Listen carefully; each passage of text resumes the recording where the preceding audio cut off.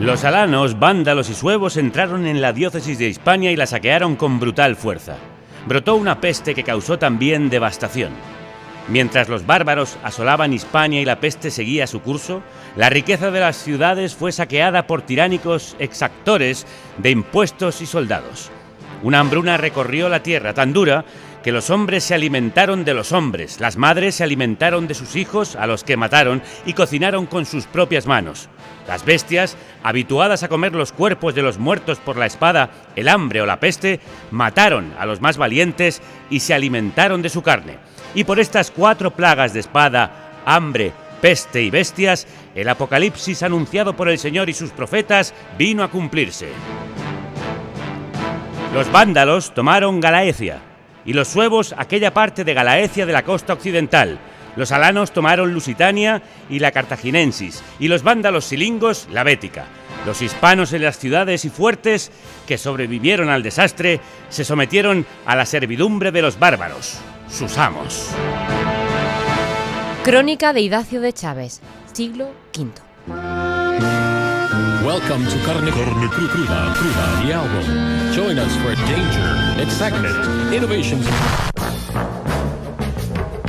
¡Qué miedo nos dan los bárbaros! Esa imagen de hordas salvajes que invadieron el imperio más poderoso de la tierra y que consiguieron acabar con él. Ojo, cuidado, que eso no fue tan así, ¿eh? ¿De dónde has salido tú?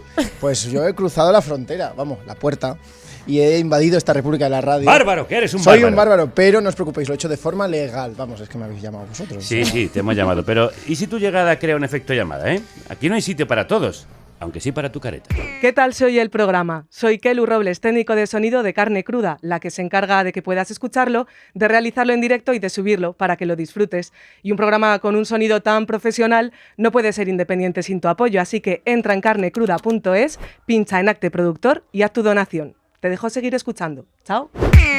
¿Sabes hacia dónde va la historia? El planeta está ardiendo y vamos a morir todos. Bueno, tampoco hay que ponerse tan dramáticos. Puto Miquel otra vez en Carne Cruda. Puto Miquel otra vez en Carne Cruda. Puto Miquel otra vez en Carne Cruda. Puto Miquel otra vez en Carne Cruda. Otra vez en Carne Cruda. Me aburro. No es un déjà vu, es que la historia se repite. No para. La historia se repite. Pues sí, Puto Miquel otra vez en Carne Cruda.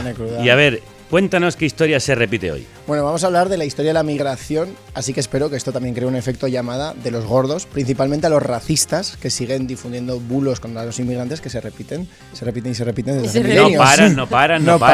Pero hemos empezado con un texto que no habla de migrantes, sino de bárbaros. Efectivamente, porque este concepto lleva con nosotros milenios y en las veces ha cambiado de significado el concepto de bárbaro y refleja mucho cómo vemos la migración, o al menos cierta migración. El discurso racista de partidos de extrema derecha que se fijan en una inmigración concreta, como por ejemplo ahora la de países árabes o subsaharianos, o crean ideas conspiranoicas como el gran reemplazo, se basan mucho en esta idea de barbarie contra civilización. Sí, eso de que existen 2 bloques, 2 mundos. El bárbaro acabará invadiendo al civilizado. Vamos a acabar fatal, según ellos.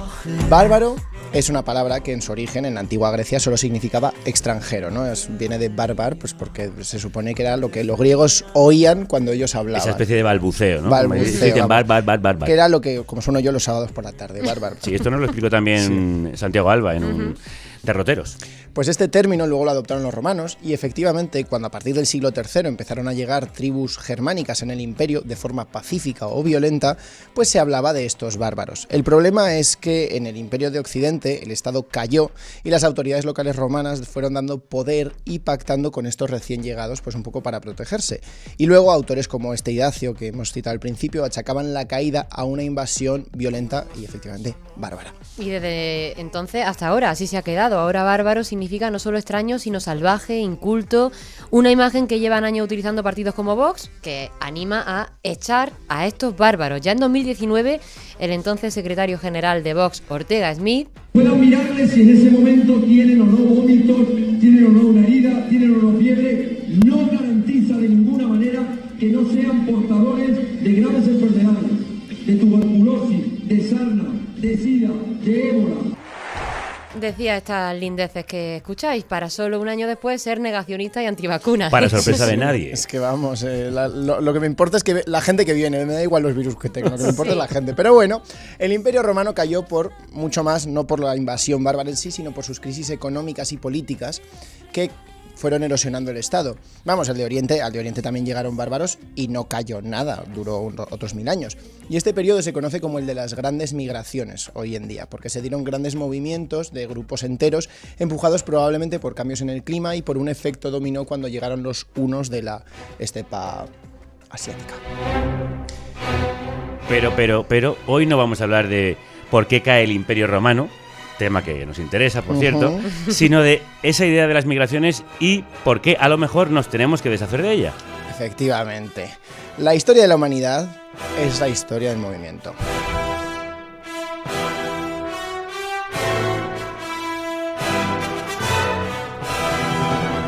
La historia de la humanidad, como decía, es la historia del movimiento. Yo soy hijo de padres migrantes. Mis padres migraron de Bilbao a Zaragoza en los 80 por trabajo. Yo, como otros miles de mi generación y de todas las generaciones, somos migrantes que hemos cruzado una frontera, sea municipal, autonómica o estatal.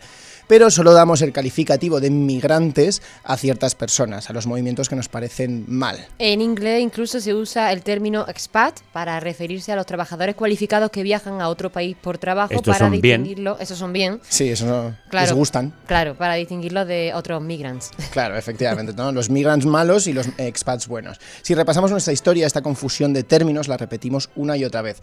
Los romanos vinieron aquí y conquistaron, los godos vinieron aquí, pero los musulmanes invadieron. Verbo que tiene unas connotaciones especiales, ¿no? Unas connotaciones peores.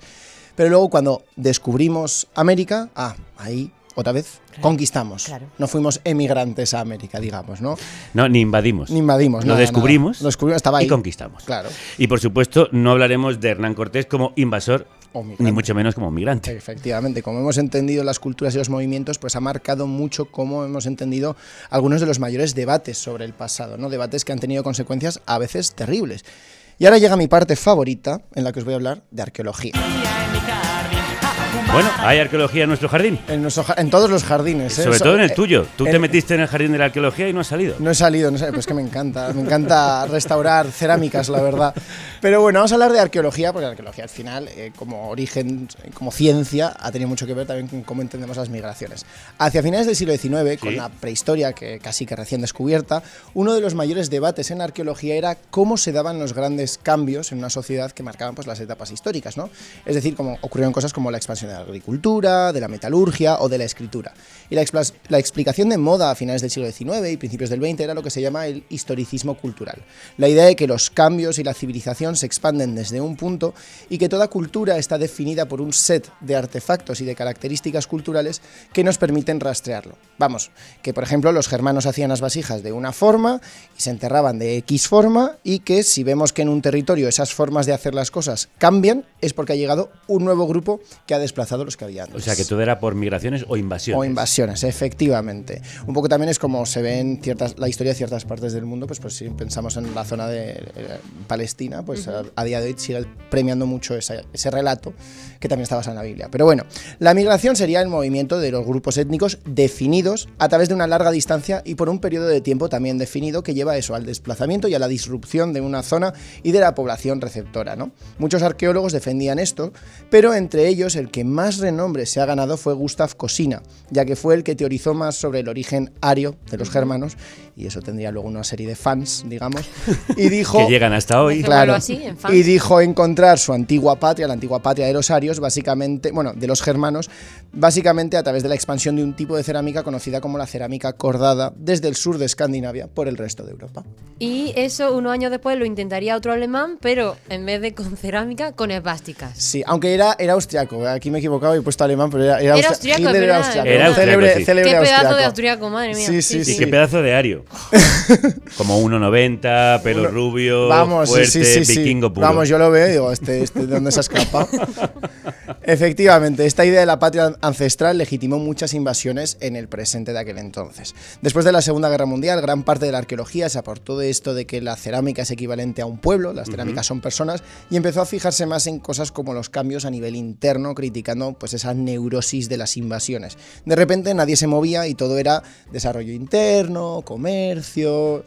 Oye, ha habido nuevas tecnologías que nos permiten ver, por ejemplo, dónde creció alguien gracias al análisis de isótopos en los dientes. Efectivamente, y nuestros dientes se forman durante la infancia. Entonces, si analizamos los isótopos, podemos ver, pues, con lo que comemos y lo que bebemos, las huellas que han dejado en el esmalte dental. Así que estudiando, pues, estas nuevas tecnologías, por ejemplo, los isótopos de oxígeno, carbono y estroncio, pues podemos ver la huella que tienen y si se corresponde con la tierra y el agua de una zona, de la zona en la que los hemos encontrado, o de otra donde habrían crecido. Muy atentos porque de repente estamos en clase de química. Ya lo sé, lo siento.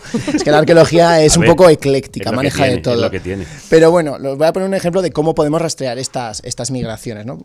Hace unos años se hizo un estudio en la necrópolis islámica de Pamplona, que fue conquistada en el 714 por las tropas islámicas y luego conquistada por los cristianos a finales de siglo. Así que, vamos, los enterrados aquí serían los primeros musulmanes de Al-Ándalus. El caso es que el estudio de los isótopos encontró restos de gente cuyo esmalte dental tenía una huella isotópica que se correspondía no con Navarra o País Vasco, sino con lo que hoy es la zona entre Marruecos y Argelia. Vamos, que era gente que creció en el norte de África y migró hasta Pamplona, pues durante la conquista o poco después. Serían parte de las tropas que conquistaron Al-Ándalus, ¿no? Efectivamente, puede ser.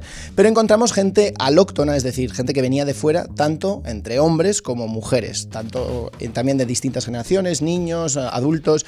Es decir, que los conquistadores no eran un grupo de hombres invasores que venían a conquistar, sino familias enteras que siguieron además viniendo durante décadas, no solo en el momento de la conquista. Claro. Es decir, no es que los romanos vinieran solo para conquistar Hispania o los árabes solo para conquistar Al-Ándalus o invadirlo, el término que queramos utilizar. Siguió habiendo intercambios y movimientos de población entre el norte de África y la península durante todos los siglos de la Edad Media. Seguimos tendiendo a entender la migración como algo a gran escala, de grupos compuestos y compactos, y no como movimientos pues, de gente que a veces cruza fronteras. Claro, y esa forma de hablar y de entender la migración le hace mucho juego a la retórica de que nos van a invadir, que si el gran reemplazo, todo claro, eso. Hablamos de oleadas siempre, ¿no? Incluso cuando hablamos a nivel histórico. Cuando en realidad es más un goteo. La gente se va moviendo, va, viene y hay distintos flujos que se intercambian. Pero eso, los movimientos de población son flujos constantes que en ciertas épocas, por distintas circunstancias políticas o económicas, se pueden volver más o menos intensos o cambiar de dirección y de distancia.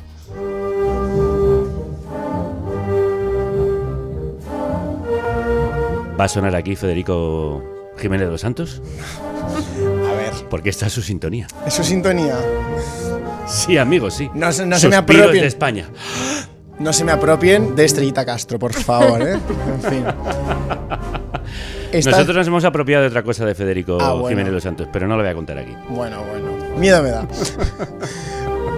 Está sonando Suspiros de España porque aparte de ser una canción preciosa, esta canción va de la gente que se marcha de España, ¿no?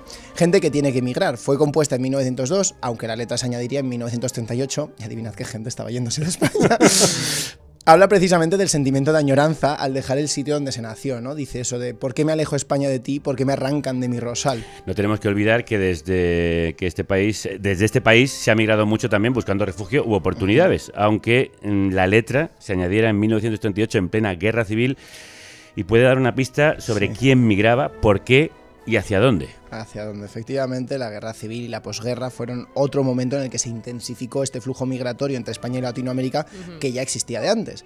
En muy pocos años, cientos de miles de personas abandonaron sus hogares para cruzar el Atlántico. Pero hay otra historia que se repite cuando miramos las migraciones. Aparte de verlas como oleadas puntuales, nos solemos fijar siempre en el impacto que tienen en el sitio al que se llega y no tanto en el lugar de partida. En arqueología vemos que llega gente con nuevas técnicas para producir o su propia cultura, vemos influencias, pero no tanto qué pasa con el lugar y la gente a la que se deja atrás. Supongo que sí se encuentran sitios que se abandonan. Es difícil hacer un seguimiento cuando los movimientos no son masivos, pero podemos ver distintos grados de abandono en momentos en los que esos flujos migratorios pues, son más intensos. Un ejemplo muy claro es el éxodo rural o la emigración a ultramar que dejó aldeas casi vacías en muy pocos años. Tierra bendita de perfume y pasión, España en todo flora tu piel, suspira un corazón. Y para hablar del impacto material, social y mental del abandono, creo que has traído a Alfredo González Ruibal. Preséntanoslo. Bueno, no creo que necesite mucha presentación, también digo, pero vale. Alfredo González Ruibal es arqueólogo, científico titular en el Instituto de Ciencias del Patrimonio del CSIC, autor de libros como Tierra arrasada, un viaje por la violencia del Paleolítico al siglo XXI, y o volver a las trincheras, una arqueología de la Guerra Civil Española. Aunque yo hoy lo he traído aquí por su etnoarqueología de la inmigración gallega a lo largo de los siglos XIX y XX. Ya sabéis, ese momento de éxodo rural, los indianos que volvían de hacer las Américas, todo esto. Vamos, que es un hombre que sabe. Es un hombre que sabe mucho. Sabe mucho. Sabe mucho, y si aún seguís en Twitter por algún motivo, Sí. que se me escapa, pero también está en Porque Blue estáis Sky. despistados, Sí, como nosotros, por ejemplo, que todavía pues no podéis nos hemos seguirle en decidido. @guerra en la uni, que hace unos hilos de arqueología chulísimos. Sí, sin duda. Alfredo, qué placer que saludarte. Crudos días. Hola, ¿qué tal? Muy bien. Oye, las personas, nos lo está contando Miquel, migran por muchas causas económicas, políticas, pero ¿es necesario un marco mental o una mentalidad concreta para que alguien decida emigrar? En realidad sí, y sobre todo en época contemporánea. Es un periodo en el que vemos que claramente la mentalidad tiene mucho que ver con las migraciones. Yo siempre pienso en el caso de los gallegos, que es el que he estudiado más a fondo. La situación económica de los gallegos del campo, de los campesinos, no ha cambiado mucho, o no cambió mucho entre el siglo XVII y el siglo XIX. A partir del siglo XIX, de hecho, empieza a mejorar. Y sin embargo, es en este periodo cuando comienza la migración masiva de gallegos, sobre todo a América. ¿Qué es lo que ha pasado? Pues realmente lo que ha pasado es que ha empezado a cambiar la mentalidad, y esa mentalidad ha cambiado en buena medida porque los gallegos, hasta en las zonas más remotas del mundo rural de Galicia, está llegando información de otros mundos, están llegando imágenes, están llegando noticias, y lo que pintan es un mundo maravilloso, ¿no? En Estados Unidos o en Argentina lo que tenemos es un mundo de abundancia. Entonces esto es un acicate tremendo para que la gente decida ponerse en marcha. Y esto es algo que está sucediendo también ahora mismo en África subsahariana, ¿no? Especialmente en zonas donde no hay en estos momentos grandes desastres, guerras ni nada por el estilo, y sin embargo la gente migra masivamente, ¿no? El caso de Senegal, por ejemplo. África en estos momentos está recibiendo muchísima información del mundo occidental, y lo que pinta el mundo occidental es nuevamente un paraíso, ¿no? Lo que llegan son pues las series de televisión, llegan las películas de Hollywood, y esto nuevamente, como en el caso de Galicia hace 100 años, es un acicate para que la gente decida ponerse en marcha, decida buscar una vida mejor. Bueno, mi apellido evidentemente da cuenta de esta historia que nos está narrando. Madrileño, ¿no? Alfredo, ¿qué impacto tiene...? ¿No? Ya, sí, estoy Ah, de vale, broma, vale. joder. Digo, a ver si no Estoy lo he de pillado. broma, por favor. Chiste malo sobre chiste malo, me ha Sí, sí. gustado. ¿Qué impacto tiene la marcha en aquellos que se quedan, Alfredo? Puede realmente rearticular completamente las comunidades y la sociedad. Nuevamente, en el caso de Galicia se ve muy bien. En Galicia lo que vemos es cómo las comunidades rurales se rearticulan para convertirse en comunidades matrifocales. ¿Qué quiere decir esto? Que las mujeres se convierten en el centro de la comunidad. En el momento en que desaparecen los varones porque van a buscar empleo en el extranjero, son las mujeres las que se tienen que encargar no ya solo de todas las cosas que se encargaban antes, que eran muchísimas, sino de cosas de las que antes se encargaban los varones, como por ejemplo cuestiones que tienen que ver con la gestión económica de la unidad doméstica, con trabajos que habitualmente se asociaban a los varones, ¿no? Por ejemplo, la tecnología punta en la mayor parte de sociedades patriarcales se asocia a los varones. En el momento en que estos desaparecen, son las mujeres las que se tienen que encargar de gestionar estas tecnologías. En el caso de Galicia se ve muy bien cómo enseguida hay mujeres que conducen, muchas más mujeres que conducen en el rural que en otras partes de España, donde no fue tan evidente la emigración, y tenemos mujeres, por ejemplo, que conducen tractores, ¿no? Que es una cosa, en muchas sociedades rurales es una cosa muy masculina, ¿no? Entonces, es un cambio social, pero también es un cambio en la tecnología, ¿no? Desde un punto de vista social. Claro, así se transforma el paisaje y el modo de vida en el lugar de origen. Y oye, nosotros pensamos en el abandono como algo con carácter definitivo. ¿Pensaban estas personas que se marchaban en que ese viaje era un viaje sin retorno?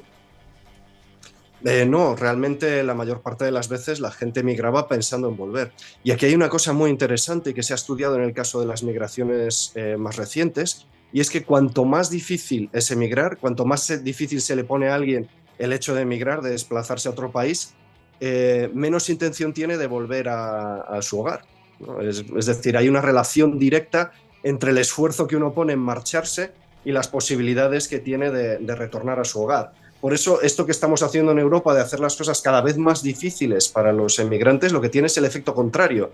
Es que cada vez más los emigrantes que consiguen llegar deciden quedarse. Y cuando ocurre el retorno, ¿qué impacto tiene en el lugar de origen, ¿no? Cuando esa inmigración es para siempre, cuando vuelven, ¿qué impacto puede tener?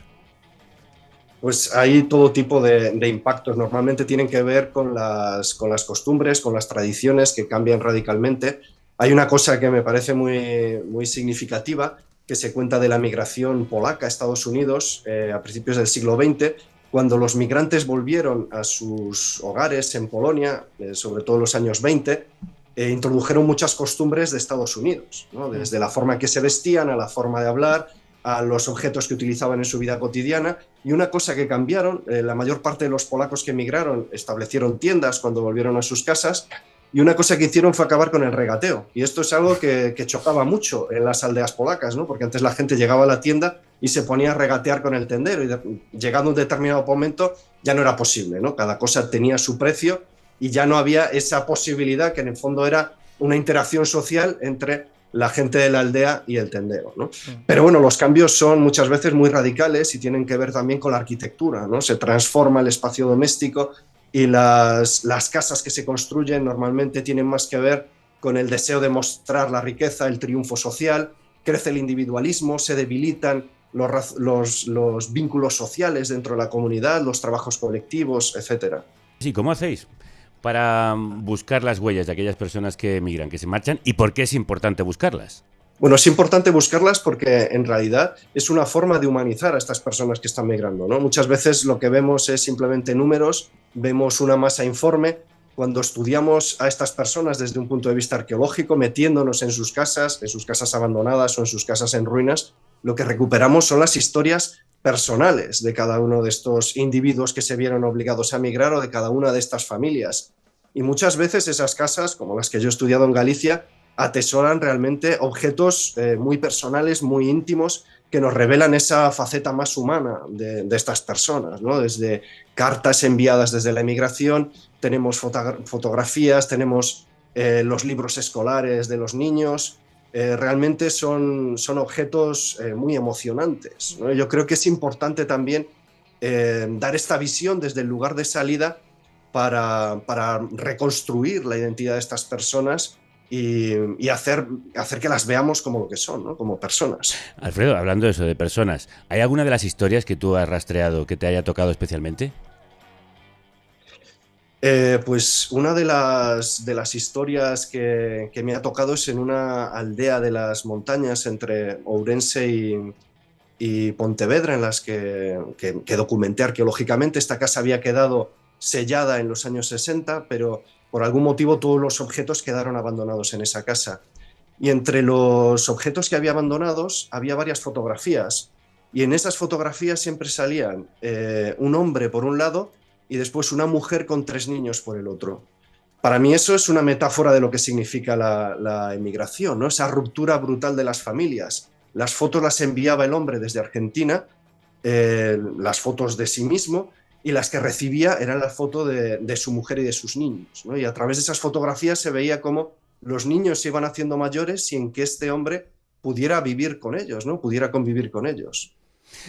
Pues sí que es emocionante. Alfredo González Ruibal es arqueólogo, podéis seguirle en X y sobre todo recomendamos que leáis sus libros. Ha sido de verdad un placer escucharte. Un abrazo muy fuerte.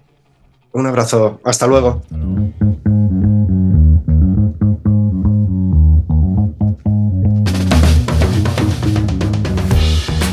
Ya hemos hablado de lo que pasa en el sitio que se deja, el lugar de migración. Vamos a hablar ahora un poco más del viaje y de los impedimentos, de cómo se recibe a los que llegan. Cada vez tenemos más inmigración ilegal, no respetan nuestras fronteras, no se... ¡Uy, señor! Oye, señor, usted está confundiendo muchas cosas. Aquí no vienen inmigrantes, aquí vienen personas necesitadas, dentro de las cuales hay algunas que... Saltando la valla. Y si saltan la valla y se buscan la vida, ¿qué? Y si saltan la valla y se buscan la vida, ¿qué? Así habría que responder a todos los fascistas y pseudo reporteros de extrema derecha cuando intentan hablar de lo que llaman la cuestión migratoria o el gran reemplazo. Claro, bueno, para empezar, porque sin migraciones seguiríamos viviendo en la garganta de Old Dubai, en lo que hoy es Tanzania, y os puedo decir que ahí hace un calor de pelotas, así que yo casi que prefiero que no, ¿sabes? En fin, obviamente la mayor parte de la existencia del Homo sapiens ha sido nómada, pero es que incluso cuando ya empezamos a ser sedentarios y vemos los primeros estados, muchos de ellos dependían de las poblaciones nómadas que vivían del pastoreo y que entraban, salían, cruzaban sus fronteras según la época del año o lo que necesitasen. Era una relación mutua. Y por supuesto estas primeras ciudades también dependían de de extranjeros, de gente que venía de la ciudad vecina o de más allá, ya fuera para comerciar, para asentarse, formar una familia. Sí, ya lo canta Drexler, que somos movimiento. Somos movimiento, eso, vamos...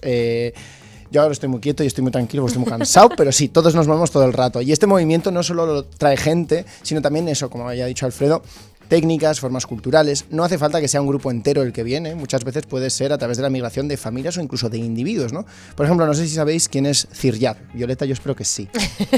A ver, lo sé porque tiene una calle que se llama Músico Ciryat. O sea, que tienes que saber que... En Córdoba. En Córdoba. Que es claro. músico y que se llama Ciryat, efectivamente. Bueno. Pero por el programa tuyo, este tan maravilloso de hoy, he conocido que fue un poeta, gastrónomo y músico musulmán muy reconocido en la corte abasí en Bagdad, la actual Irak, pero la verdadera revolución la consiguió pues en mi ciudad, en Córdoba. Introdujo costumbres orientales muy fisnas en la corte del emir Abderramán II y estableció uno de los primeros conservatorios de música del mundo. Hay que ver lo que sabe esta muchacha. Sabe mucho, Habría sabe que mucho. ficharla para el programa. Es que he ido mucho al conservatorio, he pasado mucho por esa calle.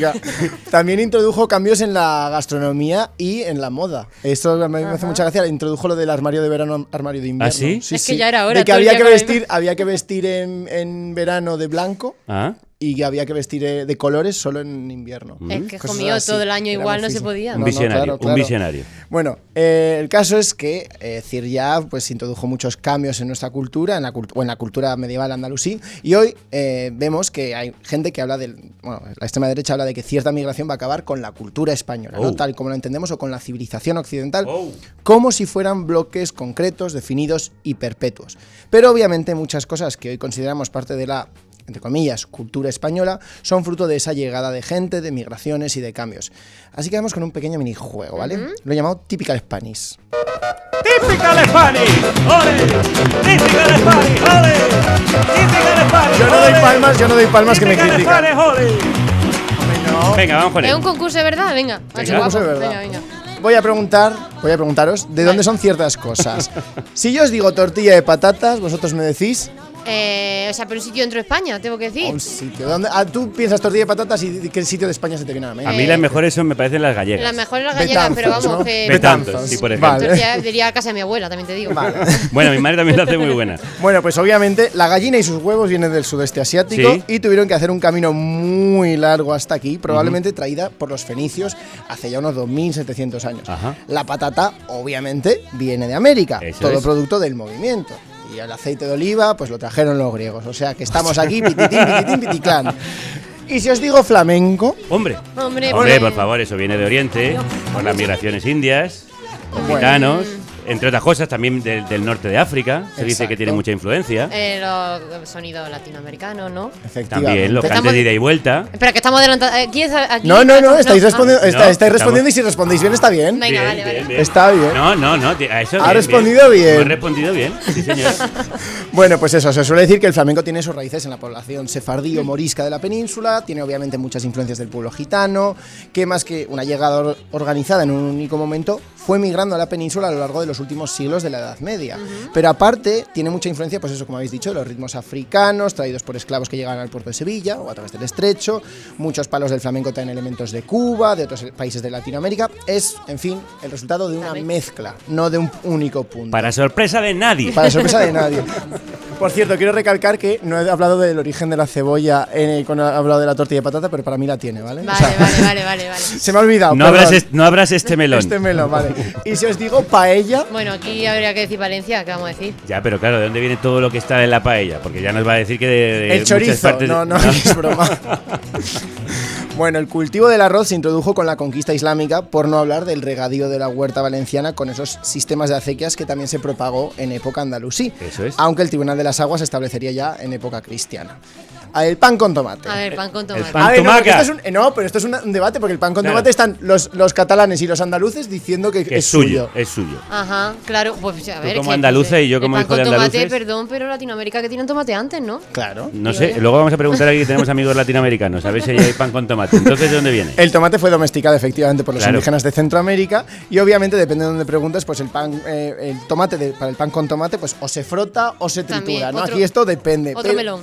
Pero no nos vamos a meter en eso, sino simplemente pues que son tampoco requiere mucha innovación en coger un poco de pan, coger un tomate y hacer lo que sea. Pero es mejor que lo triture, ya te lo digo yo. Vale. Pero bueno, que es de todos lados, de Cataluña, de Andalucía, typical Spanish, vaya. Y si os digo el Cid... Bueno, que te vas a meter en un jardín. Bueno, pero el ¿Sí? Cid lo que era básicamente era un migrante, un exiliado de todas partes. Le echaron de todos los sitios. Era un refugiado. Efectivamente, es que conocemos su faceta de caballero y de mercenario, pero podríamos decirlo como tal. Desterrado. El Cid fue un refugiado político. Hombre, se le echaban de todos sitios. Un exiliado político que encontró asilo en la corte del rey musulmán de Zaragoza, ¿no? Todo hay que decirlo. Y ahora otro tema de debate, la rumba. ¿Flamenca o catalana? Hombre, de los dos lados, ¿no? Bueno, de la inmigración Claro, andaluza para arriba, ¿no? para Efectivamente, Cataluña. el palo flamenco de la rumba, que también viene de esos elementos cubanos y americanos, y obviamente el éxodo andaluz a Cataluña, que hizo que esto se mezclase con otros elementos afrocubanos, también con el rock and roll, que, Sí. no viene de Andalucía, obviamente, y en definitiva, pues eso. Lo que quiero decir con todo esto es que la cultura no desaparece porque de repente llega gente de fuera, porque una cultura no es un bloque definido y estático, es como la energía. Ni se crea ni se destruye, solo se transforma. Oh, qué bonito eso. Y cosas que creemos típicas nuestras, solo son posibles por esos procesos de migración y de mezcla o surgieron antes de ayer. Y también por mezclas. Les has dejado todos muertos, A todos los de las rumbas. fascistillas. No, porque claro, ahora están diciendo, pero bueno. A ver, y Pero saludar bueno. una bandera también no lo inventamos los españoles, es que No. es eso. ¿Eso quién lo inventó? Yo qué sé. O sea, no, a ver, eso viene de cuando las banderas eran los penachos de los nobles y los estandartes Vale. nobiliarios, pero Vale, bueno, chica. vale. Bueno, pues eso, que la migración es un fenómeno que se da a lo largo de toda la historia y que ha formado el mundo tal y como lo entendemos. La migración es un fenómeno que se da a lo largo de toda la historia y hasta cierto punto esto es algo que todos sabemos, o bueno, casi todos, porque los fascistas no estoy convencido de que sepan nada. Y los debates sobre si la inmigración es un problema suelen oscilar bastante según quién gobierne. De hecho, el debate sobre la inmigración en el mundo occidental es hoy en día lo que los politólogos Stuart Soroka y Christopher Blazen llaman un termostato. ¿Cómo que un termostato? ¿El que mide la temperatura corporal? Sí, bueno, la habitación, O de la habitación. Eso es un termómetro, Javier, por favor. Bueno, un termostato Es que como yo siempre digo, tengo el termostato averiado. Ah, vale. No, pues, Perdóname. claro, pues Expresión de abuela. No pasa nada. El termostato es un tema político en el que la opinión pública cambia según quien esté al mando sin estar nunca del todo satisfecho. ¿Sabes? Esto de voy a subir un gradito. Es como el agua de la ducha, que luego mueves un poquito la manivela y ya te sale ardiendo o congelada, ¿no? Pues ahora, con las políticas recientes de Trump, muchos estadounidenses están dando la espalda a una política migratoria dura y abrazando un modelo más liberal. Vamos, que incluso si eran más conservadores, reconocen que se está pasando. Hombre. Y que la inmigración no es el problema. Mandarlos a un campo de concentración básicamente en El Salvador no es la respuesta, ¿no? Sin embargo, cuando estaba Separando Biden, familias. sí defendían que había que ser más restrictivos con la inmigración. Vamos, que siempre hay algo que decir. Efectivamente. Ahora bien, lo de poner leyes de extranjería e intentar impedir la llegada de gente también es más antiguo que el hilo negro. Claro. Si nos vamos a la antigüedad, el tema a controlar no era tanto el flujo de personas, sino que los inmigrantes pudieran acceder o no a la ciudadanía. Y muchas de las normas pues, que se impusieron también tuvieron consecuencias desastrosas a veces. ¿Consecuencia? ¿A qué te refieres? A que la xenofobia suele salir mal, incluso cuando eres un imperio que se cree invencible. Mirad, si hubiera un equivalente a Estados Unidos en la antigua Grecia, sería la Atenas del siglo V. Tenían un imperio, habían creado una liga de aliados, la Liga de Delos, a los que mangoneaban cuando les apetecía. La OTAN de entonces, vaya. Efectivamente. Y con esta prosperidad imperial, la ciudad de Atenas empezó a crecer tanto que les preocupaba el volumen de extranjeros, ya que su economía funcionaba con la explotación de esclavos extranjeros y cetes, que son los ciudadanos que no tenían tierras. Vale. Así que en el 451, Pericles crea una ley diciendo que solo podían ser ciudadanos atenienses aquellos cuyos dos padres fueran ciudadanos atenienses. Que tenías que ser gato, vaya. Vale. Esto creó una serie de controles para detectar a extranjeros que se habían inscrito de forma fraudulenta. Gente que se casaba con mujeres atenienses pobres para hacerse pasar por ciudadanos o que sobornaban a los oficiales de extranjería. Plutarco dice que hasta 5.000 extranjeros fueron expulsados y vendidos como esclavos. Todo esto favoreció un discurso identitario de los atenienses como superiores a sus vecinos o incluso a sus propios aliados. Pero las vueltas que da la vida. Porque empezó una guerra entre las ciudades griegas, encabezada por un lado por Esparta y por el otro por Atenas, la famosa guerra del Peloponeso. Sí. Al principio, una plaga asoló Atenas, al principio de la guerra, y en la contienda empezaron a caer atenienses como moscas. Vaya. Y fíjate tú que ante la falta de varones para luchar, esos extranjeros se vuelven muy necesarios. Ándala. Sobre todo pues como remeros, porque por aquel entonces pues un barco lo tenías que impulsar de alguna forma. Bueno, ahora también, pero tenemos otras formas. Vaya. Con remos, ¿quieres decir? Sí, perdón. Atenas era ante todo una potencia naval y tiene que tomar medidas como meter a esclavos en la flota de remeros o dar ciudadanía reducida con ciertos derechos capados a ciertas personas como los plateos, que habían luchado en Platea, o a los esclavos que lucharon en las Arginusas. Pero, para utilizar a esas personas, no por generosidad. No por generosidad. No, porque las necesitan. Un poco como eso de que vengan inmigrantes para que nos paguen las pensiones. Me voy a callar lo que opino sobre ese argumento que le encanta a ciertos sectores supuestamente progresistas, ¿no? Ese utilitarismo migrante que subordina la vida y la dignidad humana solo cuando me es útil a mí y a mi sistema económico, para mantener la desigualdad y el privilegio. Bueno, lo dejamos para otro día. Pero volviendo a hace 2400 años, cuando terminó la guerra, ¿los atenienses entonces aprendieron del error? ¿Tú qué crees?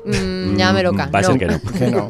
Atenas perdió y cuando consiguieron restaurar la democracia, Trasíbulo propuso integrar en la ciudadanía a los esclavos y extranjeros que hubieran luchado con ellos, pero quedó en nada. Se reeditó la ley de extranjería y solo admitieron una excepción, que no iban a revisar la ciudadanía de los nacidos antes del 403, es decir, durante la guerra, que en muchos casos pues iban a tener iban a tener un padre ateniense pero una madre esclava o lo que sea.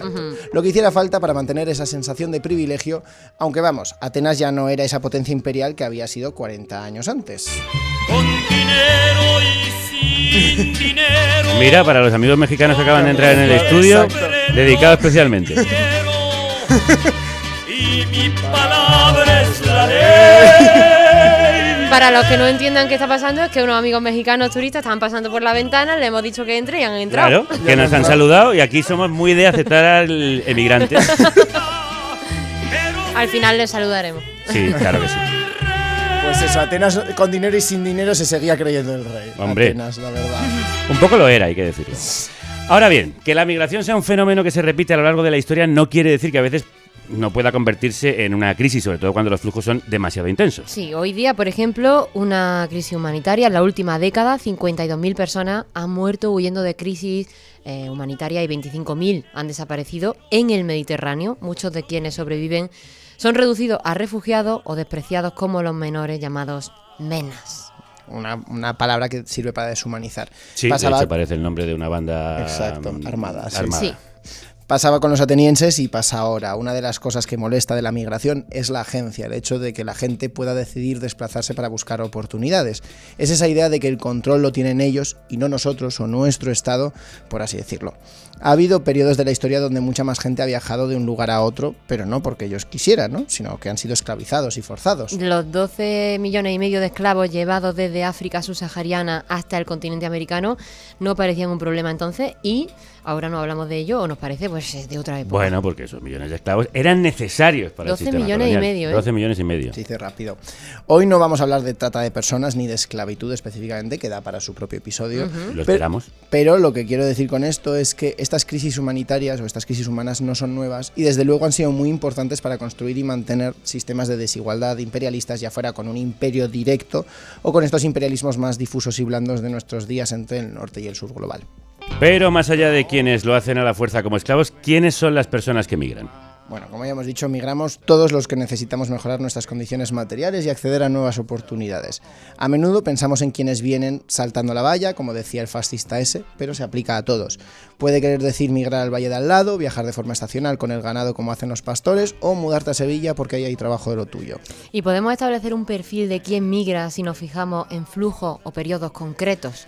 Obviamente la gente que más veces ha necesitado migrar para mejorar sus condiciones pues ha sido la gente que tiene menos, ¿no? Los obreros, la gente que no tenía con qué ganarse la vida. Pero aunque el trabajo y el dinero han sido la causa principal, a lo mejor no han sido la única. Podemos hablar, por ejemplo, de las causas religiosas y la colonización de lo que hoy es Estados Unidos, ¿no? Primero con los puritanos y el Mayflower huyendo de Inglaterra, aunque tengo que decir que mi favorita es la migración de los mormones. Cuenta. Porque los mormones en el siglo XIX estuvieron desde Ohio hasta Utah, que por aquel entonces no vivían blancos, no vivían muchos blancos, eran gente, sobre todo eran territorios indígenas. Y fueron llegando pues buscando dónde asentarse a ver si daban con la supuesta tierra prometida, hasta que la encontraron en el único sitio donde el naciente Estados Unidos les dejó estar sin echarles, que es Salt Lake City, Utah.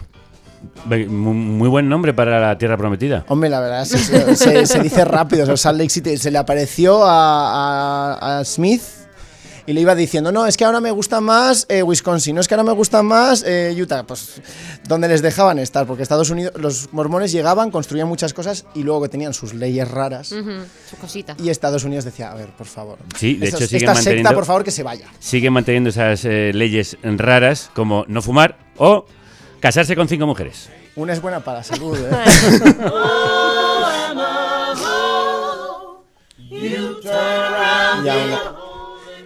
Y aún así, no son los mayores colgados religiosos de Estados Unidos, tengo que decir, los mormones. Pero bueno, para hablar de quienes migran y de las migraciones en el mundo moderno en general, he traído a Alejandro Salamanca Rodríguez, investigador doctoral en el Instituto Universitario Europeo de Florencia, coordinador de la revista FOA y creador de la web Desvelando Oriente. No traes tú aquí a cualquier persona. Yo traigo a gente que sabe. Gente con currículum. Es además autor del recientemente publicado Microhistoria de la migración transatlántica en la Edad Moderna, la fragata Ágata, como tú quieras. Vale, de 1747, vaya, la fragata esta. A ver, ya te que la fragata Ágata pues tiene una sonoridad curiosa. Sí, Alejandro, crudos días. Ya te tengo que preguntar por la fragata Ágata. Como empieza a hablar de la fragata Ágata, no veas. Pero bueno, cuéntanos solo un poco, o sea, porque ya me has dejado con pues esto era un barco holandés. Sí. Que fue contratado por unos señores de Sanlúcar de Barrameda para ir a México, a Veracruz. Y a la vuelta fue capturado por unos corsarios británicos. A la tripulación se la llevaron a Lisboa, lo dejaron ahí de prisioneros o le liberaron si eran pobres, y el barquito se lo llevaron a Inglaterra. Entonces pues incautaron todos los documentos que estaban a bordo y gracias a eso pues he podido reconstruir la historia. ¿Y por qué te interesa a ti esa historia? Pues porque es una historia muy mundana. Este es un barco más de los cientos de barcos que cada año cruzaban el Atlántico. Es decir, que es una cosa... No sé si representativa, pero sí bastante típica. O sea, esta gente es la que nunca sale en los libros de historia. No son pringaos, pero son gente común. ¿Y esto es la microhistoria? Sí, básicamente, ¿no? La microhistoria es pues analizar casos concretos, reduciendo la escala al máximo, ¿no? Para analizar una historia general o una historia que nos conocemos eventos mayores, pero cómo afecta a casos que pueden ser más representativos y que puedes desmenuzar a través, en este caso, bueno, tengo que decir que los de historia moderna tenéis más suerte porque tenéis más documentos, que yo soy de medieval, y bueno, pero que puedes desmenuzar casos específicos y nombres y apellidos, que también es interesante. O sea, un poco la historia, la idea es poder hablar de lo general a partir de una historia muy particular, sin que esto sea la historia representativa o el ejemplo, pero sí te permite coger de aquí a acá y... ¿Y esta microhistoria qué nos cuenta o por qué te parece representativa? ¿De qué lo es? De las migraciones. Bueno, os acabo de traer un regalito. ¿Sí? Son cartas de mujeres a sus maridos en América. Estas cartas iban a bordo de otro barco, que salió el mismo año, pero es otro barco. Y pues son el ejemplo de historias que podemos encontrar. Son culebrones. Aquí hay cartas de amor, hay cartas de desamor, hay mujeres que le dicen al marido qué pasa, que hace muchos años que no escribes. Y hay otras que es como, te quiero mucho, por favor, vuelve ya. Es precioso el título que le has puesto, una frase extraída de una de las cartas, imagino. Me dejaste como la flor entre la escarcha. Qué bonito. Señora que se queja de que su marido la ha dejado ahí. Qué bonito y qué cruel, claro, porque ahí hay despecho, efectivamente. Porque no podía ir a tirarle de los pelos directamente. ¿Y quiénes migraban en esa época y por qué razones? Bueno, depende. Lo primero, los principales migrantes eran esclavos, como ha mencionado Miquel, pero vamos a hablar solamente de migrantes libres o personas que de su propia voluntad decían hacerlo. Y la respuesta es todo tipo de personas. Para este caso concreto, que son españoles yendo a América, porque también podríamos hablar de alemanes yendo al este de Europa, etcétera. Pero españoles yendo a América, ¿quién migraba? Pues tanto personas que no tenían mucho dinero y que intentaban mejorar sus posibilidades de vida, como comerciantes, como funcionarios que recibían una nueva plaza, es decir, tanto gente rica como pobre. La diferencia era los mecanismos legales que les permitían cruzar. Claro, ¿y había quienes hacían el camino contrario? ¿Cómo era ese regreso de los que habían emigrado y decidían volver? Pues bastante gente volvía. Sí. Tengo un caso, en el libro hablo de él, un chavalín, probablemente de 16 años, que se fue a intentar encontrar trabajo, iba recomendado con unas cartas de recomendación y no le encontraron ocupación, entonces le mandan de vuelta con otras cartas de recomendación. Bueno, había también, por ejemplo, las leyes españolas decían que un hombre casado solo podía estar en América durante 4 o 5 años, luego estaba obligado a volver, otra cosa es que lo hiciera. Claro. Como testifican estas cartas, ¿no? I ain't got no home, I'm just a roaming round, Just a wandering worker, I go from town to town, and the police make it hard wherever I may go, and I ain't got no home in this world anymore. Alejandro, quédate, que tenemos mucho que aprender de ti, porque tenemos esa idea de que la crisis migratoria es el gran problema del siglo XXI, pero eso no significa que sea un dilema que haya aparecido ahora de la nada, Miquel. No, de hecho, aquí hay algo más que matizar, y es que en el gran siglo de las migraciones no es el siglo XXI, sino el siglo XIX, ¿no? Claro. Hoy día vemos los números de inmigrantes que cruzan el Estrecho o el Mediterráneo, y habrá quienes digan que esto es lo nunca visto, que son demasiados, aunque realmente no lo son. Por ejemplo, según cifras del Parlamento Europeo en 2023, llegaron a Europa 3,7 millones de personas por vía legal y unos 385.000 de forma irregular. Con una población de 750 millones de personas en toda la Unión Europea, se estima que esto solo es el 6% de la población de la Unión Europea que son migrantes de fuera de la Unión Europea. Pero en el siglo XIX Europa no era receptora, sino emisora, la mayoría con destino a Estados Unidos, claro. Y a unos volúmenes bastante críticos. En unos 60 años, 40 millones de europeos migraron a las Américas, unas 650.000 personas cada año. Wow. Sí, son números más bajos si lo vemos en términos absolutos, que si pensamos en los millones de ahora, pero no en proporción. Claro. Ahora hay mucha más población en la Tierra, tanto en los países de partida como en los países de acogida, obviamente. Y, por ejemplo, la inmigración en Estados Unidos ha aumentado un 25%, mientras que su población se ha multiplicado por 4,5. Claro. Y pensamos en el impacto también en el lugar de partida. De Suecia, en el periodo entre 1870 y 1914, salieron 1,3 millones de personas rumbo a los USA of A, cuando el país nórdico tenía unos 4 o 5 millones de habitantes, entre un 22-28% de su población que se fue yendo progresivamente. Es decir, que en términos relativos había más crisis migratoria en el siglo XIX que ahora. ¿Y por qué tanta inmigración europea? Bueno, ya nos lo ha contado un poco Alfredo, ¿no? Llegan noticias de un nuevo mundo, nuevas imágenes. También la industrialización de Europa y los avances en medicina pues llevaron a un aumento drástico de la población que vivía sobre todo en el campo por aquel entonces. Y el éxodo rural pues cambió el paisaje, pero la ciudad no podía acoger a toda esta gente y en muchos casos la oportunidad para una vida mejor pues estaba cruzando el Atlántico. Pero muchos otros fueron empujados pues también por guerras, revoluciones y crisis que sacudían Europa cada 2 por 3. Y obviamente la gente no emigraba a ciegas, como ya ha dicho Alfredo, ¿no? Sino a sitios donde tuviera pues antiguos vecinos, familiares, que conociera imágenes y que supiera de otra gente que había tenido también suerte en esas tierras. Vamos, el auténtico efecto llamada que tanto teme la extrema derecha. Pero que es una cosa normal, ¿no? No te vas a lanzar el vacío sin saber que te vas a encontrar al otro lado. También es algo imposible de asumir para muchos. Claro. Por eso hoy tenemos sitios como Boise, Idaho, la capital del estado de Idaho, donde hoy en día hay una comunidad de más de 3.500 vascoamericanos que emigraron a Estados Unidos huyendo de las guerras carlistas. Que se me parece divertidísimo. 3.500 no suena mucho, ¿no? Suena poco, pero todos los años es famosísimo el Jailadi, el festival de 6 días que organizan y en el que se celebran bailes, conciertos con grupos vascos y competiciones de escolares que ríete tú de la Nagusia. Vamos, es que los vascos ya se sabe que nacéis donde queréis. Donde queremos los de Bilbao. Solo los de Bilbao. Solo los de Bilbao, solo los de Bilbao, perdónenme. Dadme a vuestros cansados, a vuestros pobres, a vuestras masas apiñadas que anhelan respirar en libertad, a los miserables desechos de vuestras riberas rebosantes. Enviadme a estos, los sin hogar, azotados por la tempestad. Alzo mi lámpara junto a la puerta dorada. Esas son las palabras escritas bajo la Estatua de la Libertad en Ellis Island, la principal aduana de Nueva York, que entre 1892 y 1954 recibió atención a más de 12 millones de personas. Bueno, ese mito de que Estados Unidos era un lugar abierto a todos, ¿no? El famoso melting pot, que yo prefiero traducir al castellano como puchero, sí. Es más o menos relativo, ¿no? El estar abierto a todos, el ser un sitio al que la gente aspira a ir, un lugar que recibe inmigrantes, se ha convertido en un elemento de prestigio casi para la identidad americana, desde el sueño americano y las palabras en Ellis Island hasta... Todo el mundo tiene familia en Madrid, todo el mundo pasa por Madrid. Madrid es de todos, Madrid es España dentro de España. ¿Madrid qué es si no es España? No es de nadie porque es de todos. Todo el mundo utiliza Madrid, todo el mundo viene a un espectáculo en Madrid, todo el mundo pasa por aquí. Pero esta identidad Hoy tenemos aquí un ejemplo. Claro, esta identidad cosmopolita también tiene un poco de farsa, porque siempre se ha hablado de inmigrantes de primera y de segunda. En Estados Unidos eran famosos los anuncios de empleo que decían Irish need not apply, Vamos, que los irlandeses ni lo intenten, ¿no? Como los Dropkick Murphys. Claro, y esa libertad que pregona Ayuso al mejor estilo de Rajoy y ese Madrid desde todo, no se refiere precisamente a las vecinas de, qué sé yo, la Cañada Real. Pues no, a esas no. Vamos, que en el siglo XIX, mientras empieza a conformarse la nación como una comunidad cultural, esos flujos intensifican la idea de que hay migrantes buenos y migrantes malos.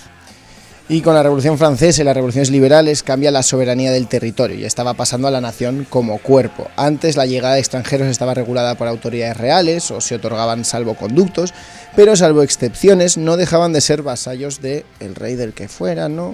Aunque estuvieran a cientos de kilómetros de sus tierras. Sobre todo los comerciantes también formaban comunidades casi cerradas, que se favorecían entre sí y podían acogerse a una legalidad pues también un poco diferente, pero a lo largo de la Edad Moderna y luego obviamente la Edad Contemporánea, empieza el concepto de la nación y la nacionalidad como una comunidad política. Claro, y ahora, ahí en ese momento, había que controlar quién podía acceder a ella y básicamente a una seguridad legal. La Constitución francesa de 1793 es la primera que recoge, por ejemplo, el derecho de asilo, recogido así con esas palabras, pero nunca se puso en marcha. Lo que sí que se llegó a aplicar fue la ley de 1797, que daba al pueblo francés el derecho soberano a expulsar a extranjeros indeseados. Ya, vamos, que eso de la égalité y la fraternité se les olvidó un poco. Happy Day. Perdón, pido perdón. Adelante. Cena de picoteo, en fin. Algunos países como Estados Unidos o Bélgica basaron parte de su identidad en ser quienes acogían a los necesitados. La Constitución belga de 1830, de hecho, recogía el principio de hospitalidad, pero era en gran parte también una fachada. Solo 2 años después aprobaron una ley por la que el gobierno podía agrupar a los extranjeros refugiados en pueblos específicos. Baudelaire, que se exilió en un tiempo dado de Francia a Bélgica, llamó a lo de la hospitalidad belga una forma de economía política o canibalismo, que decía que los pobres eran rechazados mientras que los franceses con dinero eran acogidos pues para ser devorados. Claro, preguntémosle sobre esto a Alejandro. En esa época, en el siglo XIX, ¿qué otros mecanismos aparecen para controlar quién entra y quién no? Una cosa importante es tener en cuenta que los estados quieren controlar quién sale también y quién entra, porque esta idea de la migración libre es una cosa bastante moderna. Vamos al ejemplo español. Resulta que en el siglo XIX, en la mayoría de países de Europa, aparece una cosa llamada servicio militar, que aquí eran 5 añitos. Y claro, todos los jóvenes, hombres, entre 19 y 21 años, tenían que someterse al sorteo de quintas. Esto para mucha gente era horrible, porque claro, las familias perdían unos brazos.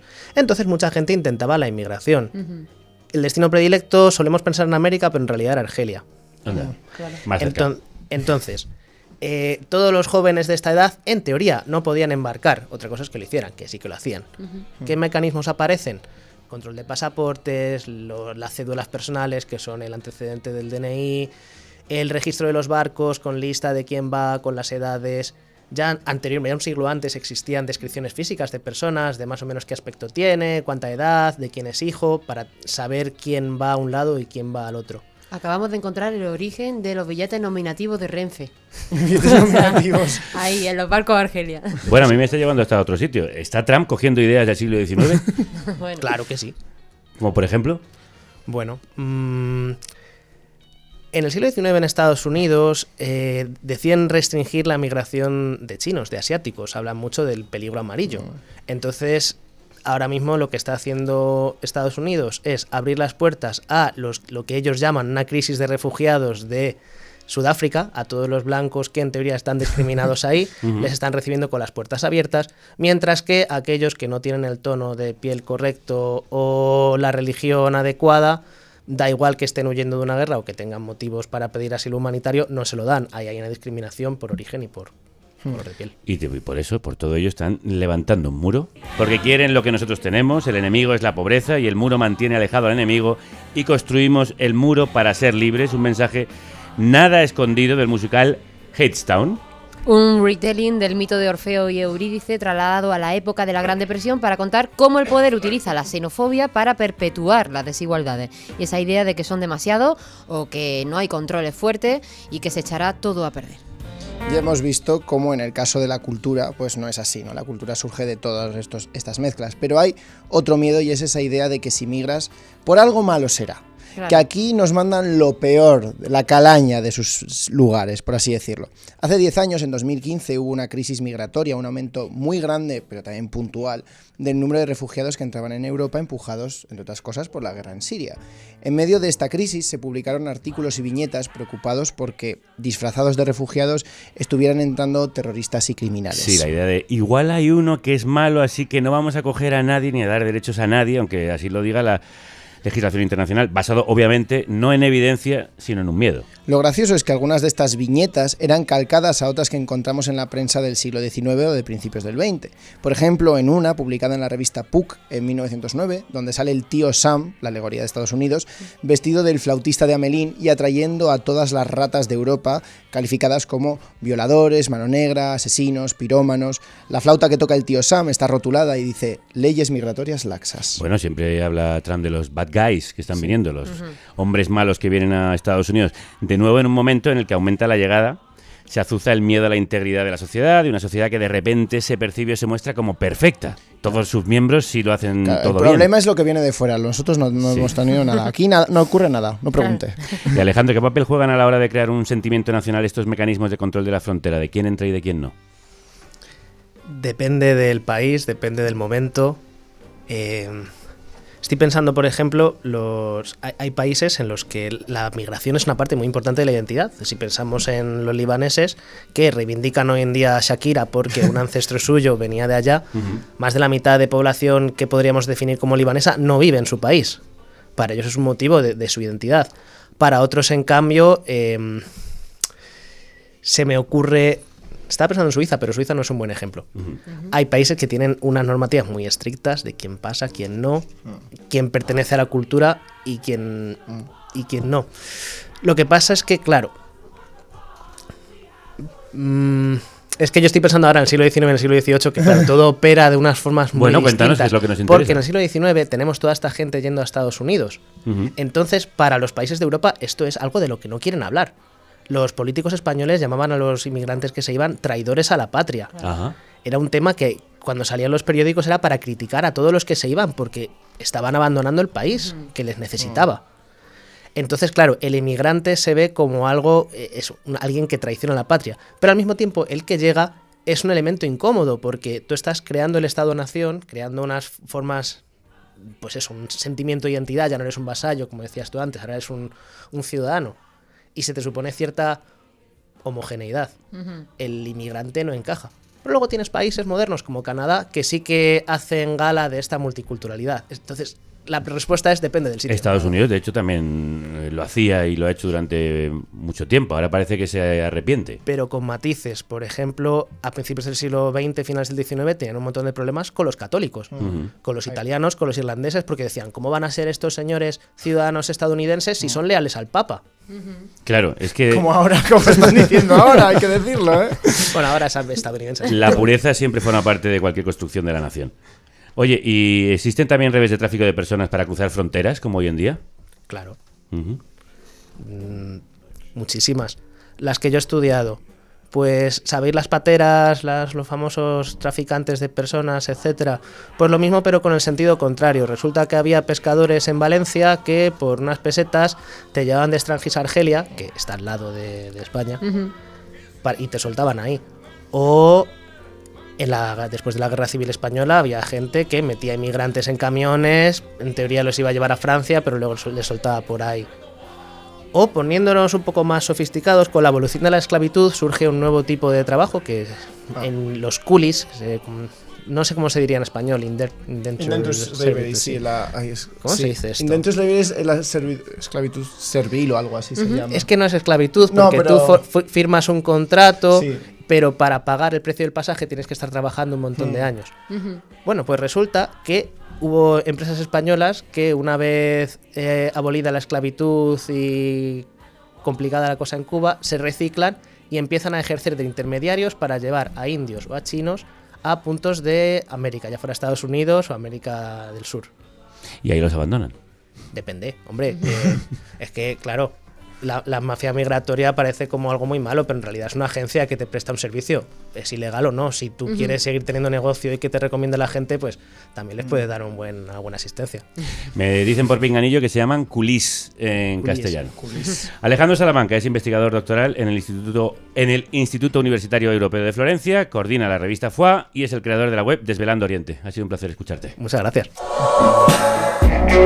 Pues eso, que la conclusión es que en el siglo XIX las migraciones eran continuas, pero cuantas más fronteras se cruzaban, más se ponía en duda si era algo bueno o malo. Fronteras que podían ser geográficas, religiosas, culturales, aunque la sospecha se lanzaba sobre todo contra los pobres. En Estados Unidos, esa primera etapa de dadme a vuestros pobres y vuestros cansados empezó a llamar a migrantes del sur y del este de Europa, como católicos y ortodoxos, como nos ha dicho Alejandro, que irónicamente dieron pie a preguntas como la de si los italianos son blancos o no. Esto es algo que se ha resuelto recientemente. ¿Y qué pasó? Pues básicamente dicen que los italianos dejaron de ser, o sea, pasaron a ser blancos. Esto se lo he oído a un cómico que decía que pasaron a ser blancos después del 11 de septiembre. Vale. Porque la sospecha nunca recayó contra los italianos y los italianos se agolparon en el grupo de odiamos todos a los árabes y a los musulmanes. Entonces como que fue un momento de integridad de la blanquitud estadounidense. Muy bien. En un día del negro a blanco. Pero bueno, esta ley de 1924, que nos ha comentado también Alejandro, que prohibía la inmigración asiática y establecía cuotas de migrantes, pues por ejemplo eso no casa con ese espíritu de la Estatua de Libertad. Ellis Island se convirtió a lo largo del siglo XX en un centro de detención de aquellos que iban a ser deportados. Frente a ese llamamiento de la Estatua de la Libertad ganó la caricatura de que la inmigración es un peligro, ¿no? Efectivamente, y los estados que intentaban crear cada vez más estructuras que regulasen el continuo flujo de personas y la movilidad con una mayor documentación, chequeos, leyes de extranjería, trámites para acceder legalmente y, por supuesto, controles fronterizos por tierra, mar o aire. Pero con excepciones, por seguir vendiendo esa idea de exclusividad, por seguir siendo el sitio al que todo el mundo quiere ir a mejorar su vida, pero también porque los flujos, pues al final van a seguir existiendo. Aunque ¿no? cambien de sentido y ahora, por ejemplo, la gente huya de la ciudad al campo o de rumbo y de repente los españoles emigremos más a Alemania que al Reino Unido. Yo tampoco querría aguantar a los ingleses mucho más, también te digo. Pero lo dicho... Esto lo has puesto en el guión precisamente. Esto o sea, yo vengo aquí a quejarme a los ingleses. Venga. Pero lo dicho, ni España necesita migrantes para pagar pensiones, ni necesita echarlos. España, como cualquier país, es migrante. De ida, de vuelta, sin salir de las fronteras del Estado o yéndose a la otra punta del mundo. Nuestra cultura no es fija, está formada por un cúmulo de ideas y venidas de gente, de ideas, de costumbres que han viajado a distintas escalas. E igual esta idea de diferenciarnos y separarnos por los kilómetros desde el punto de origen nos distrae más que otra cosa de los objetivos que tenemos en común. Una mejora en nuestras condiciones, acceso a vivienda, una pensión, a un trabajo digno y que no se aprovechen de nosotros, ¿no? A una comunidad, en fin, vivir bien y vivir en paz, a no callar y a saber que todo es de todos. Amén, hermano. Bueno, y hablando de idas y venidas, hoy aquí ha habido muchas idas y muchas venidas, porque estábamos aquí haciendo el programa, como os hemos contado, y de repente pues unos amigos nos saludan desde el otro lado de la ventana y resulta que estos amigos deciden entrar porque les invitamos a entrar, como hacemos en esta casa, que es una casa de puertas abiertas, y resulta que estos señores vienen de México. ¿De dónde, concretamente? Así lo es. Mi esposa nació y creció de Guadalajara. Y Mexicali. Y Mexicali. Pero vivimos en California. Bueno, migración Hablando total. de inmigración. Claro. Crecimos los dos en México con una cultura, familia, tus rutas, tus bases, tus raíces, sí. Tu comida, tu música, y por razones de ¿trabajo? No, en nuestra situación fue de seguridad, pero es toda otra historia. Sí. Entonces nos tuvimos que mudar. Sí. Y hablando de migración, es que no nomás se pierde el individuo, se pierde tu futuro. En el caso de nosotros tenemos 3 hijos, todos varones, todos adultos, todos ingenieros, pero todos ya trabajando en Estados Unidos, de descendencia mexicana y culturalmente mixtos. Y española porque mi abuelo era de Bilbao. Bueno, y ahí tiene un nombre de Bilbao también. Y ella de la Guadalajara, es que tenemos 2 parejas que son espejos. Entonces, el detalle de la inmigración es ultra complejo, pero lo más importante que hay que entender es que si uno pierde a un ciudadano, no estás perdiendo el ciudadano, estás perdiendo todo ese futuro. Claro. Y hay a veces oportunidades de decir, hay que ver qué tenemos que hacer para que no emigre la gente. Y también al mismo tiempo hay que decir qué necesitamos en nuestro país y cómo lo atraemos. Claro, porque al mismo tiempo que el país que pierde a la persona pierde todo ese talento, el país que lo recibe gana ese talento, que es lo que no se suele poner en valor.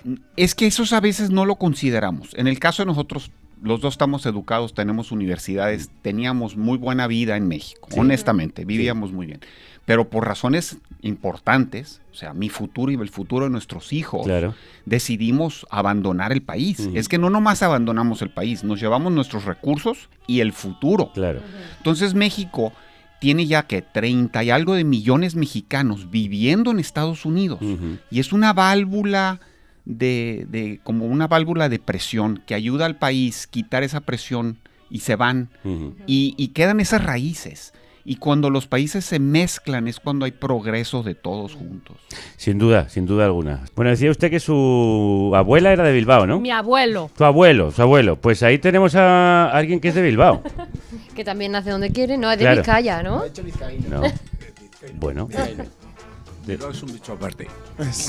No sabíamos ¿Del si mismo era, Bilbao? No sabíamos si era de Bilbao. ¿Del mismo Bilbao? No, soy... el micrófono.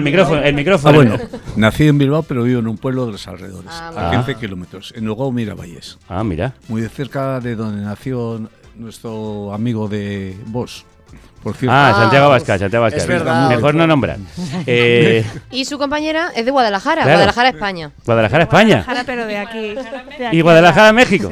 Pero bueno, o sea, es impresionante lo que está ocurriendo de aquí. Es que o sea, es todo el mundo círculo pasa cerrado. por Madrid. Es lo normal, ¿no? Claro. Yo creo que es que es lo normal. Bueno, normal es emigrar, exactamente, claro. Y nosotros ahorita venimos de Córdoba. Bueno. Veníamos literal Pero llegando bueno, es que por el tren de Córdoba. Y os ha gustado mucho, claramente. Claramente. Hermoso. Pues hermoso eso, esa meseta. ejemplo de la migración. Córdoba, una ciudad creada por... Visita la Real Sociedad enfrente. Efectivamente.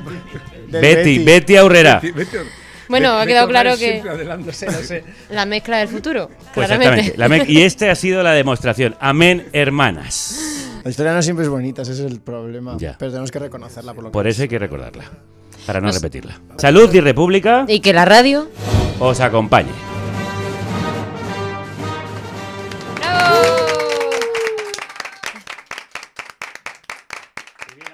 Esto ha sido impresionante.